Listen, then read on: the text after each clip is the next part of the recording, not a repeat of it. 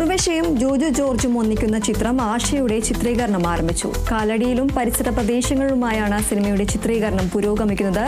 ഉർവശിയെയും ജോജുവിനെയും കൂടാതെ വിജയരാഘവൻ, ഐശ്വര്യലക്ഷ്മി, പണീർ ഫെയിം, രമേശ് ഗിരിജ എന്നിവരാണ് മറ്റ് പ്രധാന വേഷങ്ങളിലെത്തുന്നത്. നവാഗതനായ സഫർ സനൽ സംവിധാനം ചെയ്യുന്ന ചിത്രം 5 ഭാഷകളിലായാണ് എത്തുന്നത്. അജിത് വിനായക് ഫിലിംസ് അവതരിപ്പിക്കുന്ന ചിത്രം വിനായക് അജിത് ആണ് നിർമ്മിക്കുന്നത്.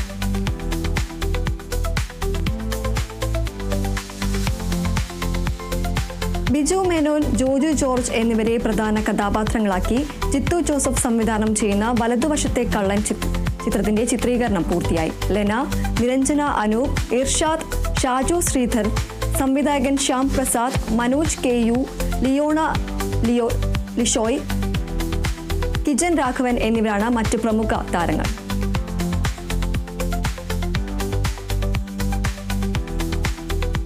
1999 റിലീസായ ഇൻഡിപെൻഡൻസ് എന്ന ചിത്രത്തിനായി സുരേഷ് പീറ്റർ സംഗീതം നൽകിയ ഒരു മുത്തം തേടി എന്ന ഗാനം വീണ്ടും തരംഗമാകുന്നു. MG ശ്രീകുമാർ, സുജാത, മനു എന്നിവർ ചേർന്ന് പാടിയ ഗാനം ആ വർഷത്തെ ഹിറ്റ് ഗാനങ്ങളിലൊന്നായിരുന്നു. 26 വർഷങ്ങൾക്ക് ശേഷം ബിപിൻ കൃഷ്ണ സംവിധാനം ചെയ്ത് പുറത്തിറങ്ങിയ സാഹസം എന്ന ചിത്രത്തിലാണ് ഗാനം വീണ്ടും റീമേക്ക് ചെയ്ത് ഉപയോഗിച്ചിരിക്കുന്നത്. ബിപിൻ അശോകനാണ് പുതിയ വേർഷന്റെ സംഗീത സംവിധാനം.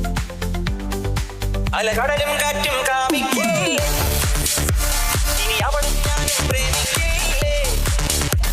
അലകടലും കാറ്റും കാമിക്കില്ലേ, ഇനി അവൾ ഞാനും പ്രേമിക്കില്ലേ.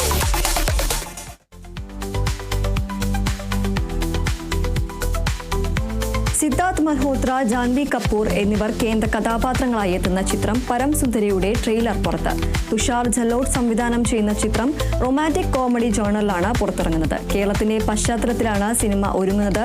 മഡോക് ഫിലിംസിന്റെ ദിനേശ് വിജനാണ് ചിത്രം നിർമ്മിക്കുന്നത്. ചിത്രം ഓഗസ്റ്റ് 29 തിയേറ്ററുകളിലെത്തും.